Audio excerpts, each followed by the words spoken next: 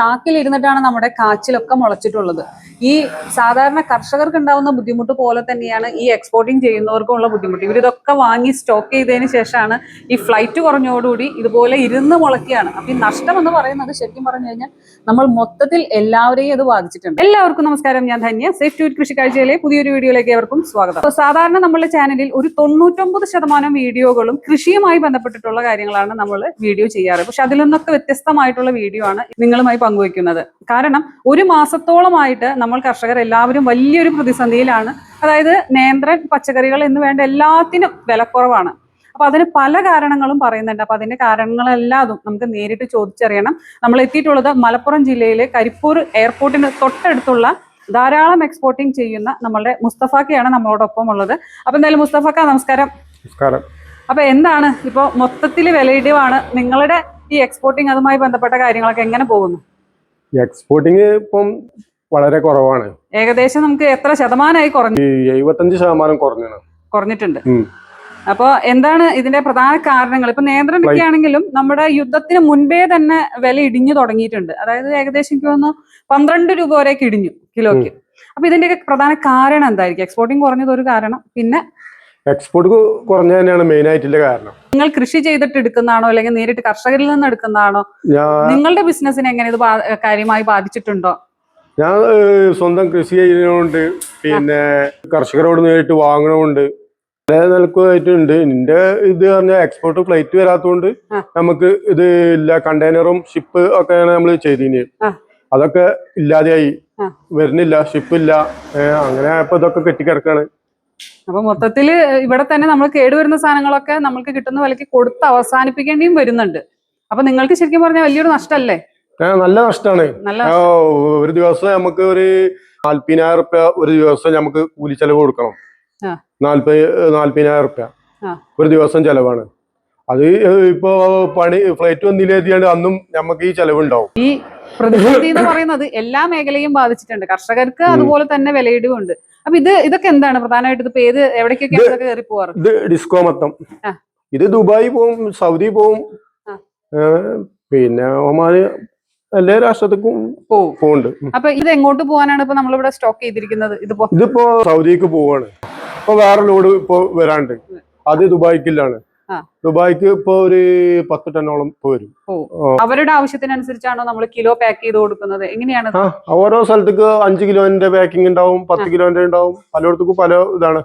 അവിടുത്തെ rate suit ആക്കിയാണ്ടേ. അല്ലാതെ നല്ല നല്ല ക്വാളിറ്റി സാധനങ്ങളാണ് കേട്ടോ ഇവിടെ ഫുൾ പാക്ക് ചെയ്യാനായിട്ട് ഇരിക്കുന്നത്. ഫസ്റ്റ് ഗ്രേഡ് സാധനങ്ങളാണ് ഇവിടെ ഉള്ളത്. ഇപ്പൊ ചേമ്പൊക്കെ നോക്കിയാൽ അറിയാം, ഇതിലൊന്നും ചെറിയ സൈസുകളില്ല. അപ്പൊ ഈ നിങ്ങൾ ഈ സ്റ്റോക്ക് ചെയ്തിരിക്കുന്നത് മുഴുവൻ ഇപ്പൊ കേറിപ്പോവും. കിഴങ്ങുവർഗ്ഗങ്ങളൊക്കെയാണോ പ്രധാനമായിട്ടും? മണ്ണിന്റെ അടിയിലെ സാധനങ്ങളാണ് ഇവിടെ മെയിൻ ആയിട്ട്. ഇഞ്ചി, ചേന, കാവുത്ത്, നടുതല, കുറേ ഇപ്പോഴും സ്റ്റോക്ക് ഉണ്ടല്ലോ. എല്ലായിടത്തും നമ്മളത് കഴിഞ്ഞു തുടങ്ങിയിട്ടുണ്ട്. നമ്മുടെ നനക്കിഴങ്ങ്, പുല്ലൻകിഴങ്ങ്, അങ്ങനെ പല പല പേരുകളിൽ, ചെറുകിഴങ്ങ്, എല്ലാം. കൂർക്കൽ എന്നൊക്കെ പറഞ്ഞു കഴിഞ്ഞിട്ടുണ്ടെങ്കിൽ നമ്മൾ ഏകദേശം നമ്മുടെ ചെറുചേമ്പിന്റെ വലിപ്പമുണ്ട്. ഒക്കെ വലിയ കൂർക്കലാട്ടോ. എക്സ്പോർട്ടിംഗ് എന്ന് പറയുമ്പോ എല്ലാം ഫസ്റ്റ് ഗ്രേഡ് സാധനങ്ങൾ മാത്രമേ പോകുള്ളൂ. മണ്ണിന്റെ അടിയിലല്ലേ സാധനം 360 ദിവസം ഇവിടെ ഉണ്ടാവും. നമ്മൾ സാധാരണ കണ്ടിട്ടുള്ളതും നമ്മൾ കേട്ടിട്ടുള്ളതൊക്കെ സീസണിലാണ് കിഴങ്ങുവർഗ്ഗങ്ങൾ എന്നാണ്. പക്ഷെ അതിൽ നിന്ന് വ്യത്യസ്തമായിട്ടാണ് നമ്മളോടൊപ്പം മുസ്തഫാക്ക പറയുന്നത് ഇവിടെ 365 ദിവസവും എല്ലാ കിഴങ്ങുവർഗ്ഗങ്ങളും ഉണ്ടാവുന്നു. അപ്പൊ എന്തായാലും കൂടുതൽ ഇതുപോലെ തന്നെ ആവശ്യമുള്ളവർക്കൊക്കെ മുസ്തഫാക്കനെ വിളിക്കാം, ഞാൻ നമ്പർ കൊടുക്കാം. പിന്നെ പ്രധാനമായിട്ട് എന്തൊക്കെയാണ് പോകുന്നത്? കസ്തൂരി മഞ്ഞളുണ്ട്. ഫ്ലൈറ്റ് ഇല്ലാത്തോണ്ടാ, അല്ലെങ്കിൽ ഇവിടെ സാധനം കൂടുതൽ ഉണ്ടാവും ചെയ്യും. ഡെയിലി പണിക്കാരും ഉണ്ടാവും, ഡെയിലി ഉണ്ടാവും. ഓ, എല്ലാം മുള വന്ന് കസ്തൂരി മഞ്ഞൾ അപ്പൊ മുള വന്നത് ഇതുകൊണ്ടാണ്, ഫ്ലൈറ്റ് ഇല്ലാത്തോണ്ടാ. ഡെയിലി പോകേണ്ടതാണ്. ഇതൊക്കെ ഇനി കർഷകരുമായിട്ട് ബന്ധപ്പെട്ടാണ്ട് കൃഷിവാനോ നടാനായിട്ട് കൊടുക്കും. ഇതൊരു ക്രീമാണ്, ഒറിജിനൽ കസ്തൂരി മഞ്ഞൾ എന്ന് പറഞ്ഞു കഴിഞ്ഞാൽ. ഇത് പ്രധാനമായിട്ട് എവിടേക്കാണ് ഇത് കയറി പോകുന്നത്? ഇത് ദുബായിക്ക് പോകുന്നുണ്ട്, സൗദി പോകുന്നുണ്ട്, പിന്നെ പോകുന്നുണ്ട്. അപ്പൊ ഇതിന് നല്ല വിലയുണ്ട്. നമ്മളുടെ നാട്ടിൽ അത്രയ്ക്ക് ഇതല്ലല്ലോ, കൂടുതൽ ഇത് കയറി പോവാണ്. അപ്പൊ നമ്മളെ നാട്ടിലുള്ളവർക്കൊക്കെ എന്താ പറയാ, കെമിക്കലുകൾ മുഖത്ത് തേക്കുന്ന സമയത്താണ് ഈ പുറം നാട്ടിലുള്ളവരൊക്കെ ഒറിജിനൽ കസ്തൂരി മഞ്ഞളാണ് വാങ്ങിക്കുന്നത്. ഇവിടെ നിന്ന് ഇഷ്ടം മാതിരിയാണ് കയറി പോകുന്നത് നമ്മുടെ കരിപ്പൂർ എയർപോർട്ടിൽ നിന്ന്. ഇതാണ് ഒറിജിനൽ കസ്തൂരി മഞ്ഞൾ. പിന്നെ ഉള്ളി ക്രീം ഈ കളറേക്കാരം ഒറിജിനൽ കസ്തൂരി മഞ്ഞള്. പിന്നെ കരിമഞ്ഞളുണ്ട്, കരിഞ്ചി ഉണ്ട്, അങ്ങനത്തെ ഐറ്റംസ് ഉണ്ടാവില്ല. ഇപ്പം പ്ലേറ്റ് ഇല്ലാത്തതുകൊണ്ട് ഒന്നുമില്ല. പിന്നെ ബനാനൊക്കെ പാക്കിങ് ചെയ്യലുണ്ട് ഇവിടെ. ബനാന ചെയ്യലുണ്ട്. പച്ചക്കറി മൊത്തം മൊത്തം പാക്കിംഗ് ചെയ്യാം. മൊത്തം പാക്ക് ചെയ്യും. ബനാന സ്റ്റെമ്പ് ചെയ്യും, ബനാന ഫ്ലവർ ചെയ്യും, പിന്നെ ബനാന ചെയ്യും, പിന്നെ വെജിറ്റബിൾ ആയിട്ടില്ല അല്ലേ മഞ്ഞളിന്റെ ഇല, കുരുത്തോല. മഞ്ഞളിന്റെ ഇലയൊക്കെ എന്തിനാണ്? അതൊക്കെ ഓരോ ഉത്സവത്തിനും പൂജക്കും അങ്ങനെ പോകുന്നുണ്ട്. കുരുത്തോല പോവും. ഫ്ലൈറ്റ് ഉണ്ടെന്നുണ്ടെങ്കിൽ നമുക്ക് പിന്നെ കഴിഞ്ഞ വർഷമൊക്കെ കൂടുതൽ പോയി. അതൊക്കെ ഇപ്പൊ കുറഞ്ഞില്ലേ? അതായത് ഈ ഒരു ഗോഡൌൺ ഫുൾ ടൈം ലൈവായി പാക്കിംഗ് നടന്നുകൊണ്ടിരിക്കുന്ന സമയത്താണ് ഇവിടെ ഇപ്പൊ എന്താ പറയുക മൊത്തത്തിൽ സ്റ്റോക്ക് ആയിട്ടാണ്, ഒരു ലോക്ക്ഡൌൺ ഫീലിംഗ് പോലെയായിട്ടാണ് നിൽക്കുന്നത്. അപ്പൊ അത് മാത്രമല്ല, ഇവരിതെല്ലാം സ്റ്റോക്ക് ചെയ്തിട്ട് എന്നാണോ ഫ്ലൈറ്റ് കിട്ടുന്നത് അന്നേക്ക് മാത്രമാണ് ഈ സാധനം പാക്ക് ചെയ്യാനും പറ്റുള്ളൂ. അപ്പൊ അതുവരെ കാത്തിരിക്കണം. അപ്പൊ സ്ഥിരമായിട്ടുള്ള പണിക്കാർക്ക് നമ്മൾക്ക് സ്ഥിരമായിട്ട് കൂലി കൊടുക്കാം. ഈ ബോക്സിലൊക്കെ വില കൂടി, ബോക്സ് ഒക്കെ ഇറക്കലും നിർത്തി വെച്ചേക്കാണ്. ബോക്സ് ഇപ്പൊ ഒരു ബോക്സിന്റെ മേലെ 5 റുപ്യ കൂടി. ഇതിപ്പോ 2 തരത്തിലും 3 തരത്തിലൊക്കെ ഇതിൽ ബോക്സ് കാണുന്നുണ്ടല്ലോ. അപ്പൊ ഇത് എന്തിനുള്ളതാണ് ഈ നീളം ബോക്സ് മെയിൻ ആയിട്ട്? ഇത് ബനാന സ്റ്റെമ്പ് പോവും, മുരിങ്ങക്കായ, പിന്നെ കരിവേപ്പിന്റെ ഇല. ചെറിയ ബോക്സ് വെണ്ടക്ക പോണാണ്. എക്സ്പോർട്ടിങ്ങിന് പയർ പാക്ക് ചെയ്യണേ തെർമോക്കോളിന്റെ ബോക്സ് ആണ്. ജെല്ലൈസ് വെച്ചുകൊണ്ട് ഐസ് ഏത് ഐസാണ് നമ്മൾ? ജെല്ലൈസ് വെക്കും. അപ്പൊ ഒരു പാക്കറ്റ് ഈ ഒരു ബോക്സിലേക്ക് നമുക്ക് എത്ര എണ്ണാണ് വെക്കുക ജെല്ലൈസ്?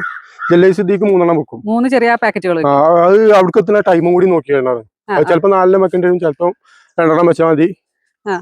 ഇത് നമുക്ക് ഏകദേശം ഈ ഒരു ബോക്സിന് എത്ര പൈസ വരും? ഈ ഒരു ബോക്സിന് 150 റുപ്യോളം വരും. നമ്മളെ നാട്ടിൽ വില വരും. ഇതിന്റെ അടിയത്തെ ബോക്സിന് 250 ആണ്. അപ്പൊ നമ്മള് ഇപ്പൊ ഈ പറഞ്ഞ പോലെ ഇതിലൊക്കെ പാക്ക് ചെയ്ത് എല്ലാം റെഡി ആയി കഴിഞ്ഞിട്ട് എങ്ങാനും ഫ്ലൈറ്റ് ഇല്ല എന്ന് പറഞ്ഞു കഴിഞ്ഞാൽ നമുക്ക് പിന്നെ ഇത് പോയി, ഈ ബോക്സിന്റെ പൈസയും പോയി, എല്ലാം പോയി. ഇത് ഇപ്പൊ ഇതൊന്നും ആരെയും പറഞ്ഞാൽ തന്നെ നമ്മള് പാക്ക് ചെയ്യൂല, സാധനം കിട്ടുന്നില്ല അറിഞ്ഞാണ്ട് ഒഴിവാല. കാരണം എന്താണോ, ഇത് രാവിലെ പാക്ക് ചെയ്യും. രാവിലെ പാക്ക് ചെയ്ത് കണ്ട് എയർപോർട്ടിൽ ഒരു ഉച്ചയാകുമ്പോൾ കൊണ്ടു കൊടുക്കും. വൈകുന്നേരം ആകുമ്പോൾ അതേപോലെ തിരിച്ചിരുന്ന് ഫ്ലൈറ്റ് വരൂലട്ടോ പറഞ്ഞാണ്ട് അത് തിരിച്ച് ഇങ്ങോട്ടെല്ലാം കൊണ്ടുവരാണ്. അല്ലെങ്കിൽ ഫേസ് ഫുള്ളായിന്. അതായത് എനിക്ക് തോന്നുന്നു യാത്രക്കാർ കൂടി കഴിഞ്ഞു കഴിഞ്ഞാലും ഈ സാധനം ഇത് കുറയുന്നോണം. അപ്പൊ നിങ്ങൾക്ക് മുന്നേ ഓർഡർ കിട്ടി കഴിഞ്ഞു കഴിഞ്ഞാൽ ഇത്രയും നിങ്ങളിപ്പോ ഇത്ര ടണ്ണ് സാധനം പാക്ക് ചെയ്ത് കഴിഞ്ഞു കഴിഞ്ഞാൽ ഇത് ക്യാൻസൽ ആവാനുള്ള യാത്രക്കാർ പാസഞ്ചർ കൂടി കഴിഞ്ഞാല് ഇത് പിന്നെ ഈ പാസഞ്ചറെ എടുക്കുള്ളൂ, ഇത് പോവില്ല. അപ്പൊ എക്സ്പോർട്ടിംഗ് എന്ന് പറയുന്ന കുറെ ആൾക്കാർ ഇതിലേക്ക് വരുന്നുണ്ടെങ്കിൽ ഇതിന് കുറെ നല്ല റിസ്ക്കാ. ഇത് 10 റുപ്യ കിട്ടണമെന്നുണ്ടെങ്കിൽ നല്ല പണി കൂടുതലാണ്.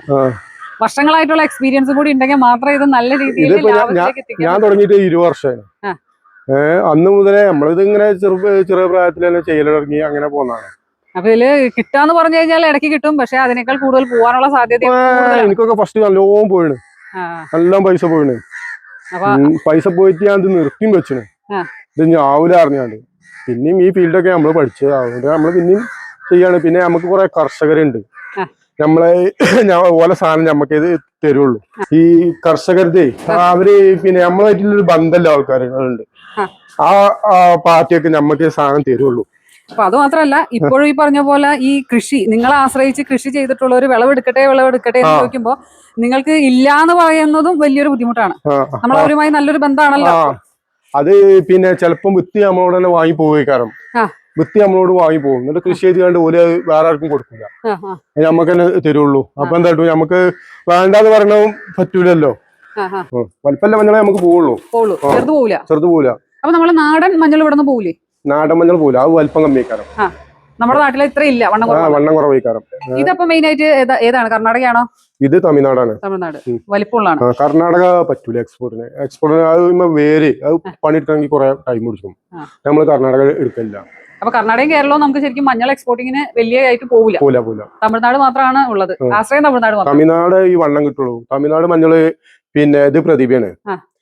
പ്രതിഭ പല ഐറ്റം ITC ഉണ്ട്, പിന്നെ 8ാം നമ്പർ, ഇങ്ങനെ ഒരുപാട് പിന്നെ ഐറ്റം മഞ്ഞളുണ്ട്. ഈ മഞ്ഞള് എല്ലാ മഞ്ഞളും നമ്മളെടുത്തുണ്ടാവും. എക്സ്പോർട്ടിന് കൂടുതൽ പ്രതിഭ പോവുക. അപ്പൊ ഇത് ശരിക്കും സീസൺ ആയിട്ടാണ് നമ്മൾ ഈ വിളവെടുപ്പ് എന്നാണ് നമ്മൾ കേട്ടിട്ടുള്ളത്. അപ്പൊ ഇത് എങ്ങനെയാണ് നിങ്ങൾക്ക് ഇന്ന ടൈം തുടങ്ങി അങ്ങനെ ഏതെങ്കിലും മാസം ഉണ്ടോ മഞ്ഞളൊക്കെ കിട്ടുന്ന സമയം? അങ്ങനെ ഇവിടെ 365 ദിവസം ഇവിടെ സാധനം ഉണ്ടാവും. ഈ 365 ദിവസം എന്ന് പറയുന്നത് തമിഴ്നാട്ടിലും കിട്ടും വിളവെടുപ്പ് 365? അല്ല, നമ്മള് പിന്നെ ഓരോ തോട്ടം പോയിട്ട് വാങ്ങി വെക്കും ഈ ടൈമിലൊക്കെ. എന്നിട്ട് പിന്നെ കളക്കല് നമ്മള് കുറച്ച് സ്ലോ ആയിട്ട് കളക്കും. എന്നിട്ട് എന്തായിട്ടും പിന്നെ എവിടെ കിട്ടാത്ത ടൈമിലാവുമ്പോ നമുക്ക് കുറച്ച് വില കൂട്ടിയൊക്കെ വിൽക്കാൻ കഴിയും. ഇവിടെ 365 ദിവസം സാധനം ഉണ്ടാവും. അപ്പൊ രണ്ടുപേരുണ്ടെങ്കിൽ നേരെ നമ്മുടെ കരിപ്പൂരുള്ള NH എക്സ്പോർട്ടേഴ്സിലേക്ക് വന്നോ സാധനം കിട്ടും. മഞ്ഞളല്ല, മണ്ണിന്റെ അടിയിലല്ലേ സാധനം.